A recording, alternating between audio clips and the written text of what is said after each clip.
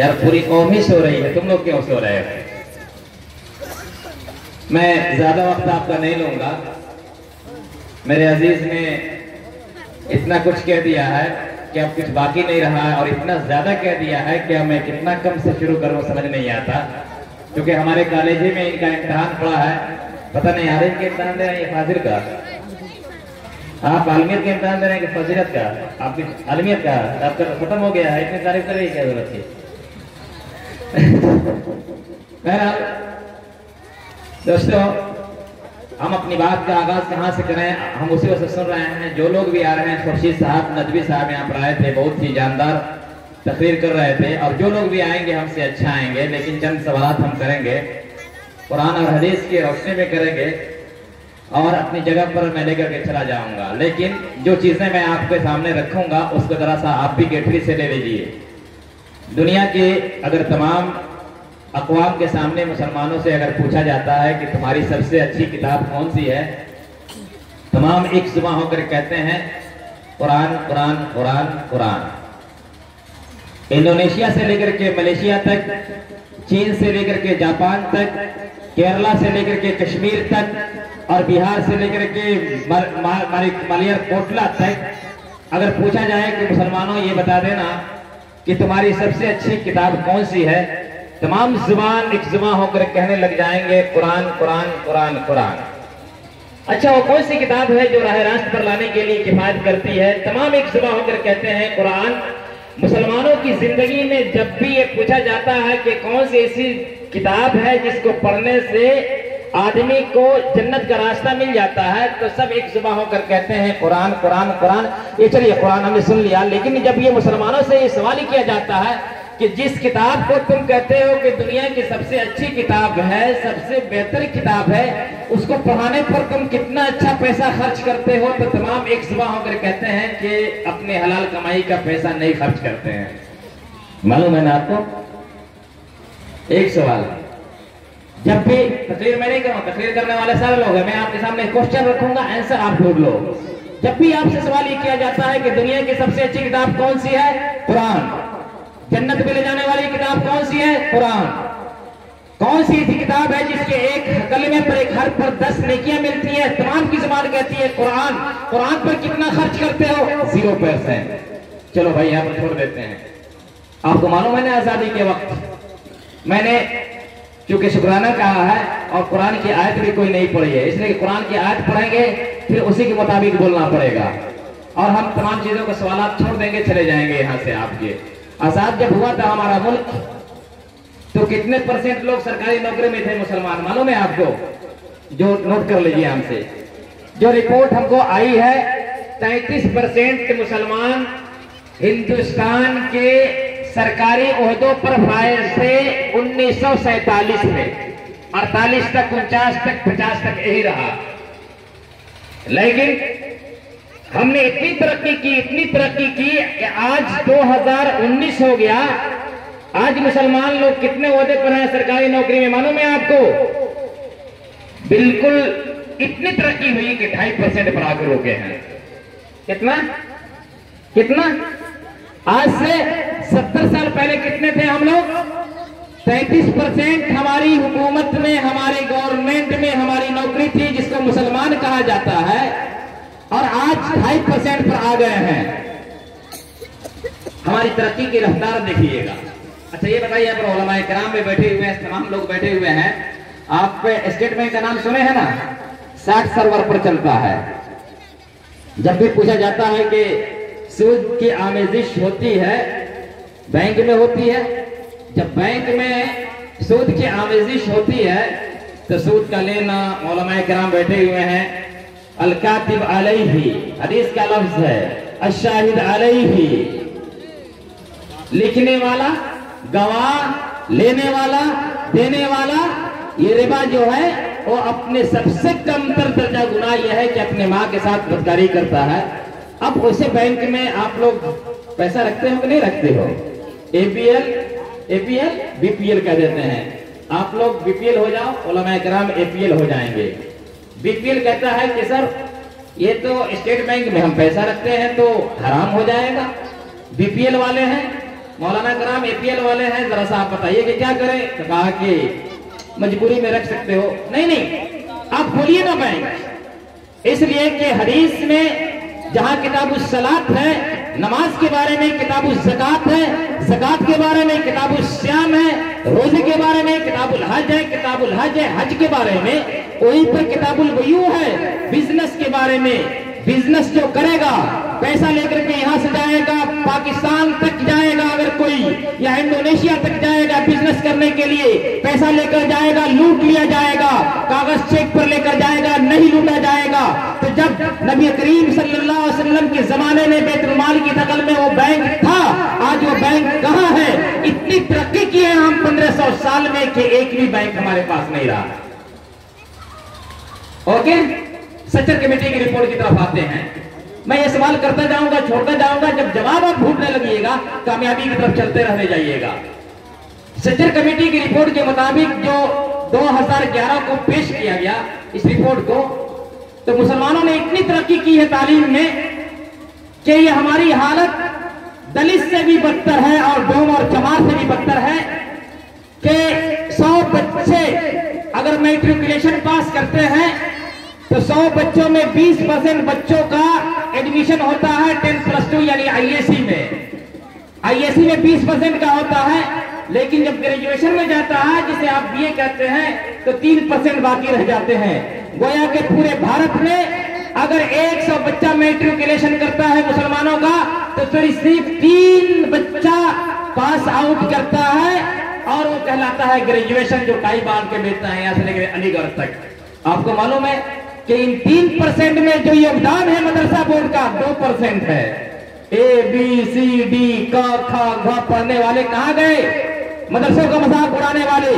गोया के 3 अगर मुसलमान बच्चा कहता है कि मैं ग्रेजुएशन हूं हुकूमत की निगाह में, तो 2 बच्चा उसमें से मदरसा बोर्ड का होगा। और आपको तो मालूम है कि पूरे भारत में जहां पर मुसलमानों की तादाद जिस स्टेट में 8% है वहां पर मदरसा बोर्ड कायम है। चलिए लड़कियों की तरफ आते हैं। पूरे भारत में अगर 100 लड़कियां अगर मैट्रिकुलेशन करती हैं, 100 में से 16% यानी 16 बच्चियों का 10+2 में आईएससी में रजिस्ट्रेशन होता है और ग्रेजुएशन में जो उनका रजिस्ट्रेशन होता है 4% होता है। 1% लड़कियां शादी जब होती है चली जाती है, 3% पास करती हैं लड़कियां। लेकिन ये पास कैसे करती हैं? इसमें 2.5% योगदान मदरसा बोर्ड का है, जो आप आलिम और फाजिल का एग्जाम दे रहे हैं। याद रखो, 6 बच्चे यानी 3 बच्ची और 3 बच्चा 100 में से मैट्रिक पास किया, और जो मैट्रिक से पहले पास हुए हैं उनका कोई एतबारी नहीं है। 3 बच्चा 3 बच्ची 6 बच्चे जब मैट्रिक बीए पास करके आते हैं पूरे भारत में, तो 4.5% योगदान मदरसा बोर्ड का हो जाता है और 1.5% में अलीगढ़ मुस्लिम यूनिवर्सिटी से लेकर के पूरे यूनिवर्सिटियां हैं ABCD। कहां गए वो लोग? कहां गए वो लोग जो मदरसे का मजाक उड़ाया करते थे? कहां गए वो मुसलमान जो ABCD और का पढ़ करके अलीफा का मजाक उड़ाया करते थे? कहां गए वो मुसलमान जो अलीगढ़ का हवाला दे करके मौलाना इकराम का मजाक उड़ाया करते थे? कहां गए वो मुसलमान जो उलमा इकराम को हमेशा ये कहते थे कि जदीद इल्म हासिल कर लो? और हमारे लड़के और लड़कियां 6 अगर पूरे भारत में लड़के और लड़कियां ग्रेजुएशन किया है, 4.5% योगदान मदरसा बोर्ड का है, 1.5% में पूरे भारत है। याद रखना, ये डेटा मैं आपको दे रहा हूं, मैं नहीं कह रहा हूं, सच्चर कमेटी कह रही है। अंदाजा ये हुआ कि आज भी मदरसे का बोझ पूरे मुसलमानों पर कर्ज की शक्ल में है जो लौटा नहीं सकता। एक चीज यहां पर आते हैं, बैंक नहीं खोला हमने मदरसों के खिलाफ बोलते बोलते ऐसे किया। कल तो मालूम है ना नीतीश कुमार ने क्या ऐलान किया था, परसों क्या किया है? 7वां वेतन मिलेगा। किसको? 7वां वेतन मिलेगा। 40,000 से बढ़कर के 55,000 रुपया आपको सैलरी के तौर पर मिलेगा। किसको मिलेगा मालूम है आपको? जो अलिफ बा ता सा पढ़े उनको मिलेगा। मदरसे का मजाक उड़ाने वाले अब खामोश आप लोग बैठ जाओ। आजादी के वक्त से लेकर के अब तक अपने लीडरों की तरफ चलाता आते हैं। पूरे इस मुल्क में जो भी तादाद हो, अभी हम चलते हैं बिहार को छोड़ देते हैं, बिहार में तो बहुत हलचल मची हुई है। थोड़ा सा चलते हैं यूपी में चलते हैं। यूपी में दलित लोगों की तादाद कितनी है मालूम है आप लोगों को? मैं अंदाज लेता हूं, नोट करना यार, और इसी पर होमवर्क कर दोगे ना फिर कोई रोकने वाला नहीं होगा। लेकिन कोई गौर नहीं करता है। मायावती वहां पर हैं, उनकी तादाद 21%, उनको सीट कितनी मिली है लोकसभा में? 38। यादव की कितनी तादाद है यूपी में? 7%, उनको कितनी सीट मिली है लोकसभा में? 38। जाट लोगों की तादाद है 1.7, उनको कितनी सीट मिली है? 2। 38 2। और मुसलमानों की तादाद जो हुकूमत कहती है 18.1, लेकिन 23% है, उनको एक भी सीट नहीं मिली है। बहुत तरक्की कर चुके हैं हम लोग। तालियां बजा लेनी चाहिए ना अपने सर के ऊपर। बोलो, जानते हो कि इसके हुआ? जब भी यादव लोगों से पूछो कि तुम्हारा लीडर कौन है यूपी में, तमाम एक सभा होकर कहते हैं मुलायम मुलायम मुलायम या अखिलेश यादव, अखिलेश यादव। 7% यादव से पूछो तुम्हारा लीडर कौन है, तमाम एक सभा होकर कहते हैं मुलायम मुलायम मुलायम। 21% दलित से पूछो तुम्हारा लीडर कौन है, तमाम एक सभा होकर कहने लग जाते हैं मायावती मायावती मायावती। और 18% मुसलमानों से पूछो कि तुम्हारा लीडर कौन है, सियासी लीडर कौन है, कोई कहता है कांग्रेस, कोई कहता है मुलायम, कोई कहता है मायावती, कुछ लोग भाजपा भी कह देते हैं। क्या बात करूं, थोड़ा सा पीछे चले आते हैं, हम लोग बिहार में चले आते हैं। अभी मैं आ रहा था, नदी पार करके अभी चलना पड़ा, स्कॉर्पियो से आ रहा था, और वो भी पार कर रहे हैं नदी। तरक्की कितने की है ना, सब जितना मुसलमान तरक्की किया है ना, उतना ही बिहार भी तरक्की किया है। सारे लोग, हम लोग नदी पार करते हैं स्कॉर्पियो पर चढ़ करके, कितनी तरक्की की है ना आप लोग। 9% यादव से पूछा जाए कि बिहार के यादव जरा सा बता देना कि तुम्हारा लीडर कौन है, तमाम एक सुबह होकर कहने लग जाते हैं लालू यादव, लालू प्रसाद यादव। आजकल तेजस्वी यादव का नाम आ जाता है, जहां पर बैनर देखो तेजस्वी यादव। 4% 5% कुर्मियों से पूछ लो कि तुम्हारा लीडर कौन है, तमाम एक सभा होकर कहने लग जाते हैं नीतीश नीतीश नीतीश नीतीश नीतीश। 5-6% पासवान लोगों से पूछने लग जाओ तुम्हारा लीडर कौन है, तमाम एक सभा होकर कहने लग जाते हैं रामविलास पासवान, रामविलास पासवान, रामविलास पासवान। कांग्रेसियों से पूछ लो तुम्हारा लीडर कौन है, तमाम एक सभा होकर कहने लग जाते हैं राहुल नहीं तो प्रियंका नहीं तो उनकी मां। भाजपाइयों से 23% पूछने लग जाओ कि तुम्हारा लीडर कौन है, तमाम एक सभा होकर कहने लग जाते हैं मोदी नहीं तो जोगी। और 18% या 20% मुसलमानों से पूछ लो कि तुम्हारा कौन है लीडर, तमाम एक सभा होकर के नहीं कई सवाल से कहने लग जाते हैं। कोई कह देता है नीतीश कुमार, कोई कहने लग जाता है लालू प्रसाद यादव, कोई कहने लग जाता है कि कांग्रेस, कोई कहने लग जाता है कि रामविलास पासवान, कोई कहने लग जाता है कि ये भी जाकर के भाजपा। याद रख लो मुसलमानों, जिसका खुदा एक, जिसका रसूल एक, जिसका काबा एक, जिसकी मस्जिद एक, जिसकी किताब एक, कुरान एक, उसका लीडर है एक। इसका क्या जवाब है आपके पास? क्या जवाब है? एक चमचा आपके पास अगर चीनी है, एक गिलास में रखिएगा तो उसको कहा जाएगा कि ये गिलास में का पानी मीठा है। अगर आप उसको ले जाकर के बाल्टी में रख दीजिए एक चमचा चीनी को, तो क्या कहोगे? अगर कहोगे कि मैंने चीनी मिलाई है पानी में, तो दुनिया कहेगी झूठ है। याद रखो, इत्तेहाद और इत्तेफाक पर वातसिमू बिहब्लिल्लाहि जमीअन वला तफर्रकू, अल्लाह की रस्सी से मजबूती से पकड़ लो। और याद रखो वला अब्दुल मोमिनुन खैरुन मिन अब्दिन, आगे नहीं पढ़ूंगा कि एक मुसलमान अगर वो दीन में कम भी है, गरीब भी है, गुलाम भी है, उससे बेहतर है जो खुदा को नहीं मानता, और तो उसको मानता है जो खुदा को नहीं मानता। आपको ये बताता हूं, मैं पूछना ये चाहता हूं, क्योंकि सियासत की माइक नहीं है, लेकिन लोग कहते हैं कि सियासत पर गुफ्तगू मत कीजिए। अरे भैया, सियासत पर गुफ्तगू नहीं करेंगे तो कुरान की आयत उठाकर देखना जरा सा। कुरान में कहा गया इदा हकमतुम बैनन नासी अन तहकुमू बिल अदल।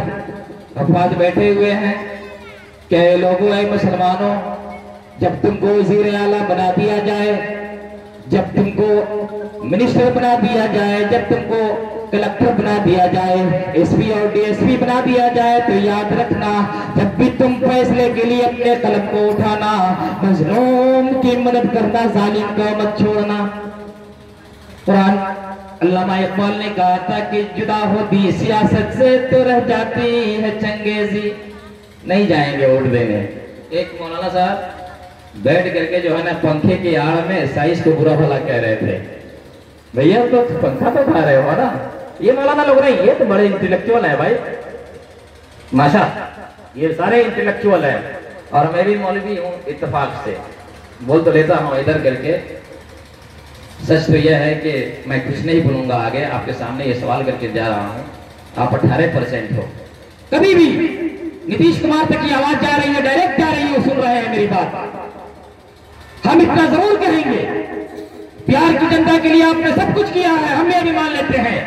हमने जगन्नाथ मिश्रा को टोपी पहना करके कहा था मौलाना जगन्नाथ मिश्रा कि उन्होंने मदरसे पास किए थे, लेकिन आपने जो भी काम ये किया है हम आपका खैर मुकदमा करते हैं। लेकिन मुसलमानों की हालत जो सत्तर कमेटी की रिपोर्ट के मुताबिक अभी जो पस्त जा रही है, इसकी जिम्मेदार कहीं ना कहीं हुकूमत इस माने में है कि हमारी हिस्सेदारी बराबर की नहीं मिल रही है।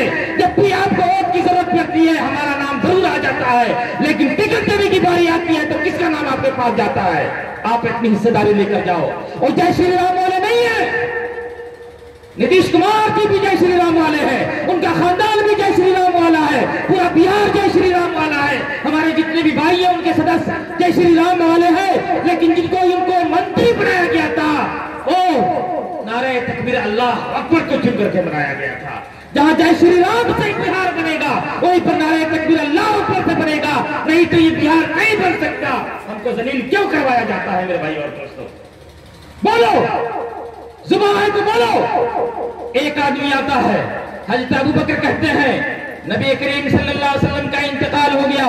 उमर कहते हैं कि नहीं, नबी इंतकाल नहीं हो सकते, खड़े होकर के तकरीर करते हैं। अब कहा कि उमर का जलाल है, यहाँ पर कत्ले आम हो जाएगा, नबी मर नहीं सकता। आते हैं अबू बकर और कहते हैं कि या अय्युहन नास या अय्युहल्लज़ीना आमनू या अय्युहन नास मन कान यअबुदुल्लाह फ इन्नल्लाह हय्युन ला यमूत। जो अल्लाह की इबादत करता है अल्लाह जिंदा है, मर नहीं जाता। रही बात मोहम्मद की, तो मोहम्मद एक बशर है, मर चुके हैं, ठंडा होता है।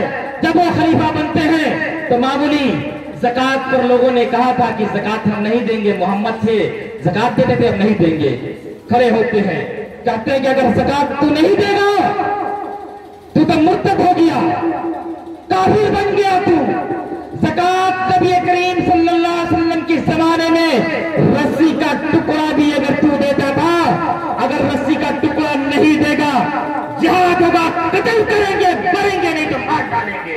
और तेरे सामने मुसलमान होकर के मुसलमान को गाली दिलवाया जा रहा है और जय श्री राम का नारे लगा करके तुम्हें जलील किया जा रहा है, तू खामोश बैठा हुआ है। कैसा मुसलमान है तू? बोल बोल, तू कैसा मुसलमान है? कुरान पढ़ता है, तेरे दिल में कुरान नहीं उतरा है, एक मुसलमान होकर के तेरे मुसलमान तक तेरे जलील करवाया जा रहा है। कैसा मुसलमान है? अमूरिया में एक औरत कहती है मेरी इज्जत से खिलवाड़ किया गया।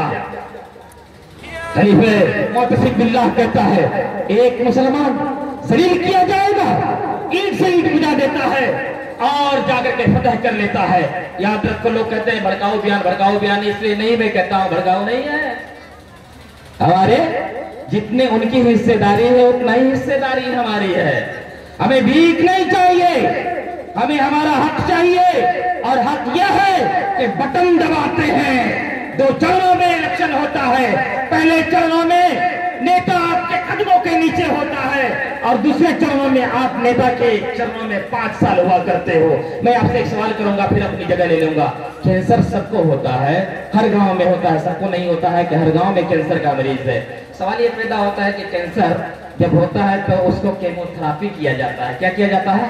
केमोथेरापी किया जाता है। पूरी दुनिया में केमोथेरापी ही की जाएगी। अब बताइए, तो कैंसर होगा ये कौन सा गांव है? झारमहुई में, और इलाज होगा एम्स में। इस पर तो किसी ने पूछा ही नहीं। हम कह रहे हैं जब आपने झार महुई में क को क पढ़ लिया, ए को ए पढ़ लिया, तो क्या बनारस हिंदू यूनिवर्सिटी में क को ख कोई पढ़ाएगा? अगर हमने अल्हम्दुलिल्लाह यहाँ पर पढ़ लिया, ये बच्चों ने अल्हम्दुलिल्लाह पढ़ लिया, मदीना यूनिवर्सिटी में अल्हम्दुलिल्लाह को अल्हम्दुलिल्लाह पढ़ाया जाएगा? नहीं। जब हमने वोट यहाँ दिया है, हमने यहाँ पर अपना नेता माना है, कैंसर का इलाज वहां पर क्यों होगा? जब हमने अलिफ बा यहाँ पर पढ़ लिया, तो दारुल उलूम देवबंद में जो मौलाना बनते हैं यहाँ पर क्यों नहीं हो गए? मैं उलमाए किराम के लिए वाकई मैं जुनैद साहब को बहुत ही धन्यवाद कहूंगा, थैंक्सफुल कहूंगा।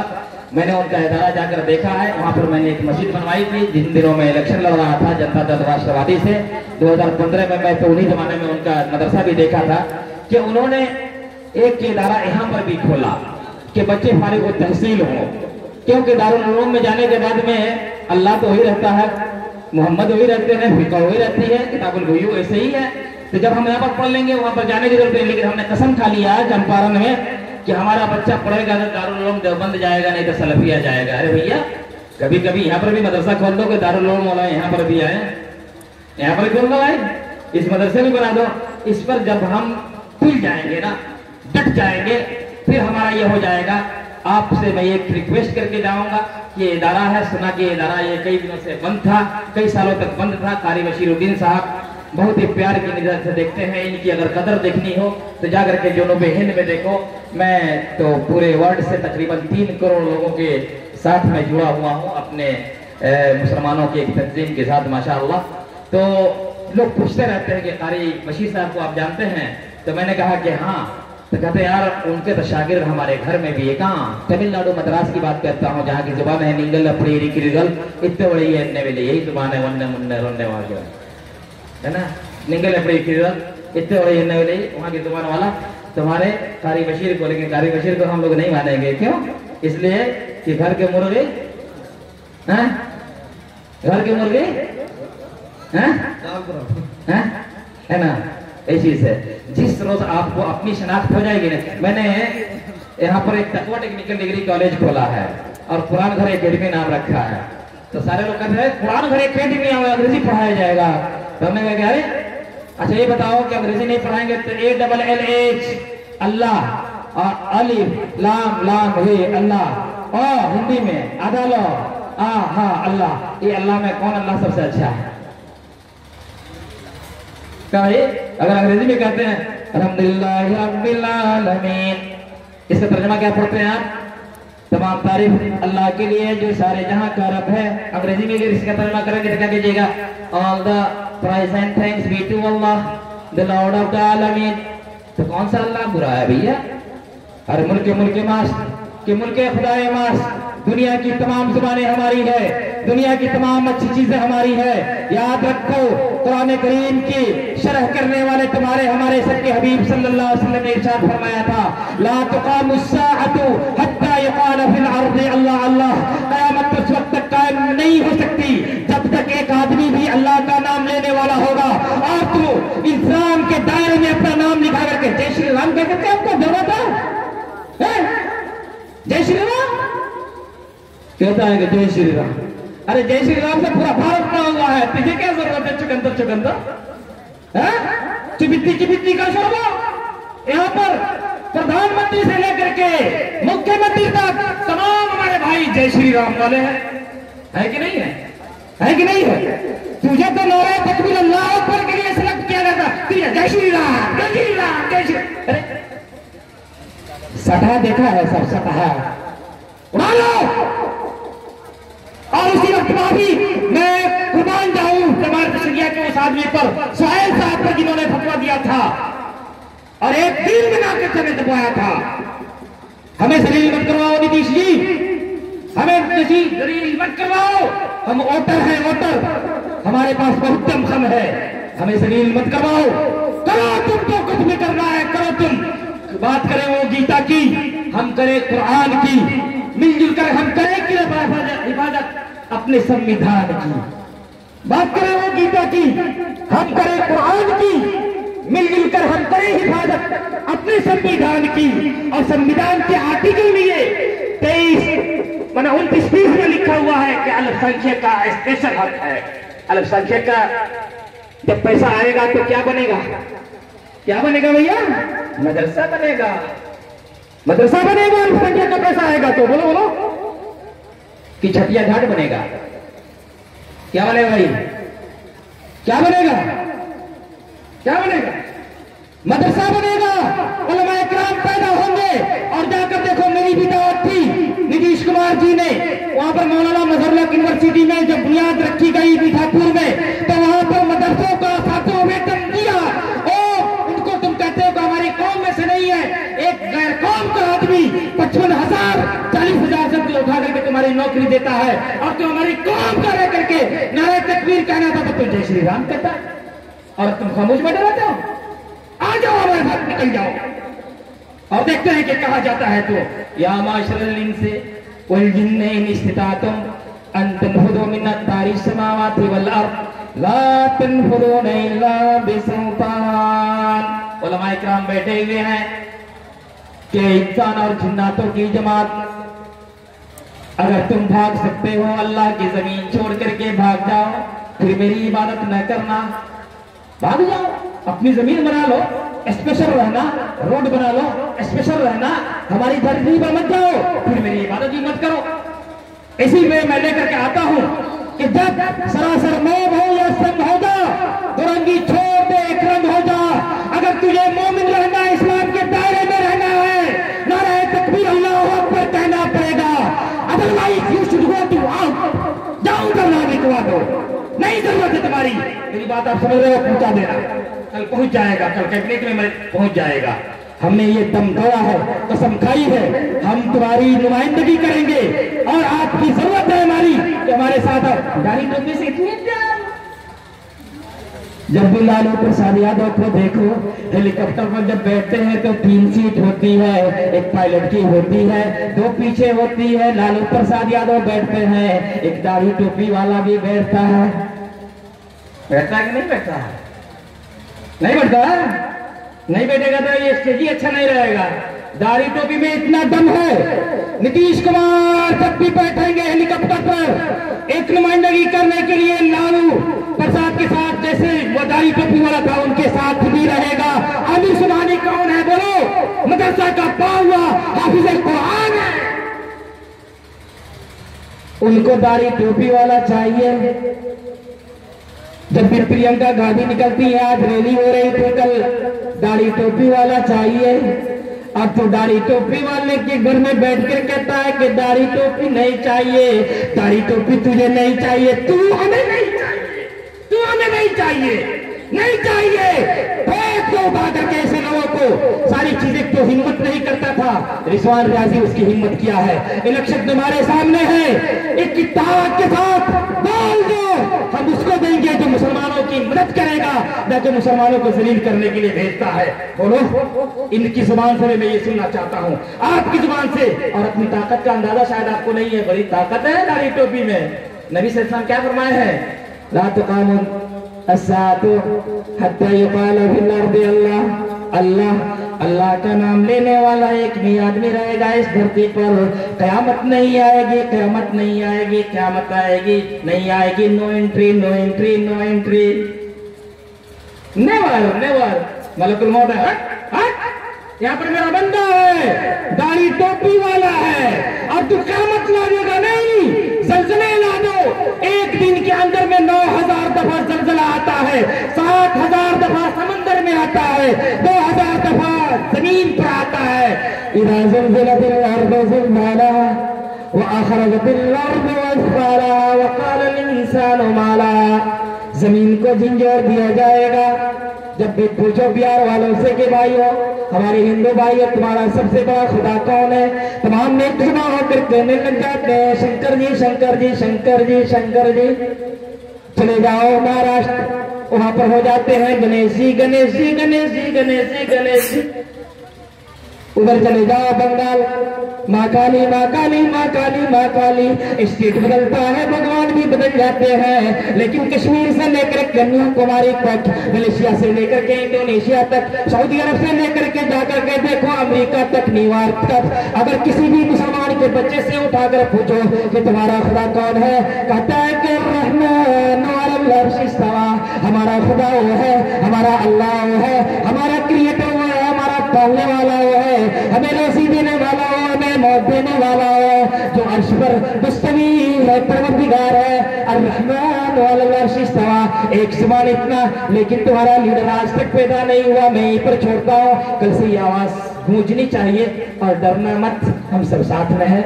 मैं चाहूंगा हमारे अजीज रौनक साहब का कि मैंने दीन की बातें करते करते सियासत की बातें भी कर दी, लेकिन बड़ी बेअकल है दुनिया। कहती है सियासत में गुफ्तगू स्कूल में कॉलेज में नहीं करेंगे तो पॉलिटिकल साइंस की किताब कहाँ पढ़ाई जाती है?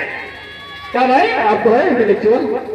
सियासत की गुफ्तगू नहीं करेंगे, पॉलिटिकल साइंस कहाँ पढ़ाई जाती है? मदरसे में हमारे यहाँ पढ़ाई जाती है, स्कूल में पढ़ाई जाती है। इसलिए डरना मत, जाहिलों को छोड़ देना।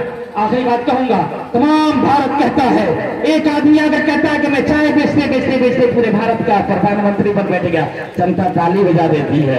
एक आदमी अगर कहता है मैं भैंस पर चलते पूरे बिहार का मुख्यमंत्री बन बैठा, जनता ताली बजा देती है। सवाल यह पैदा होता है कि जब भैंस चलाने से मुख्यमंत्री, चाय बेचने से प्रधानमंत्री बन जाता है आदमी, तो हमें भी चाय वाला और भैंसवार क्यों नहीं बनाया जाता? क्यों कहा जाता है कि शिक्षा सबसे अच्छी है? ये सवाल है ना, कोड है। मैं भी वकील नहीं हूँ कहीं सुप्रीम कोर्ट का, मालूम है ना आप लोगों को, शायद नहीं मालूम है। दफात आप पर जानते हैं, कोई भी इन बातों में दमखम है। जब ये कहते हो कि जब पढ़ने से नौकरी मिलेगी, पढ़ करके पढ़ते जाओ, तो ये क्या पांचवा फेल और डबल मंत्री? पांचवा फेल डबल मंत्री, वाह क्या बात है! पार्लियामेंट का याद रखो, उलमा इकराम ये सवाल लेकर के चलते हैं, सुहेल साहब पर कुर्बान जाए मेरी जान, जिन्होंने कुफ्र का फतवा दिया था, नाक से चाय दबाया था, दबाया कहा उसने, अब तुम्हें कुछ नहीं बोला, पढ़ता जा रहा है। यहीं पर मैं रुकता हूं अपनी बात, तमाम बातें मैंने कह दी है। कल को ये मीडिया लिखेगा और हम खुद लिखेंगे, और बढ़िया से अल्हम्दुलिल्लाह नंबर 1 में नाम है, नाम जो है ना नंबर 1 में है, पॉलिटिकल में भी नंबर 1 में, घबराना मत। हाँ, लगेगी आग तो आएंगे मका संसद में, इस क्षेत्र में सिर्फ मेरा मका थोड़ी है। चल जाओ, एक आदमी तुम्हारा जेल में जाता है, सब चले जाओ, जग में जय कहाँ मिलेगी? इब्न तैमिया को देखो, इमाम बुखारी को देखो, इमाम अबू हनीफा को देखो, इमाम अहमद बिन हम्बल को देखो, कूड़े लग रहे हैं इमाम अहमद बिन हम्बल को। कहते हैं कि खल्के कुरान है, मसला खल्के कुरान, मारा जा रहा है उनको। मौलाना आप लोग सुन रहे हैं इसलिए मैं सुना रहा हूं। अहमद बिन हम्बल को कहा गया, कह दो कि कुरान मखलूक है, मखलूक पेशाब भी करता है, पखाना भी करता है। तो कहा कि अगर मैं कुरान को कहूंगा मखलूक है, तो मखलूक गलती करती है तो कुरान भी गलती कर सकता है ना? नहीं, ये अल्लाह का कलाम है, कलामुल्लाह तकल्लम बिही वैसा मखलूक नहीं है। कुरान अल्लाह का कलाम है और अल्लाह का कलाम झूठा नहीं हो सकता। मारा गया, मुअर्रिखीन ने लिखा है, इतिहासकारों ने लिखा है कि एक एक कूड़ा ऐसा मारा जाता था इमाम अहमद बिन हम्बल को कि अगर हाथी को भी मार दिया जाता तो चीख उठता। लेकिन एक शागिर्द आता है, कहता है क्या उस्ताद मुकर्रम, आपको पीटा जा रहा है, मारा जा रहा है, आप क्यों नहीं कह देते हैं मखलूक में? तमाम उलमा कह दिए हैं। तो कहा कि यार इधर आओ, आकर के देखा, देखो हजारों की तादाद में हमारे उस्ताद, हमारे तलबा बैठे हुए, स्टूडेंट बैठे हुए हैं। आज अगर मैं कह दूं कि कुरान मखलूक है, तमाम लिख देंगे और काफिर लोग, मुशरिकीन, यहूद और नसारा कहेंगे कि मखलूक गलती करता है, कुरान भी गलती करता है। मैं मर जाऊंगा, हक बयानी नहीं छोड़ूंगा। मुअर्रिखीन ने लिखा है कि अगर उस वक्त कह दिए होते कि कुरान मखलूक है तो इस्लाम का सूरज डूब गया होता। आज भी उलमाए रब्बानीन यहाँ पर है, कारी बशीर साहब है, मौलाना जुनैद साहब है, रौनक साहब है, खुर्शीद साहब है, निजामुद्दीन साहब है। बता नहीं रहा हूँ, अपने हकूक की बाजियाबी के लिए, अपने हकूक के हम लोग लड़ाई लड़ रहे हैं। तो नीतीश जी आप जलील मत करो, जिस तरह से डबल मंत्रालय दिया गया था उसी तरह छीना जाएगा, तब हम आपके साथ है, नहीं तो नहीं है, नहीं है, नहीं है। अस्सलाम वालेकुम।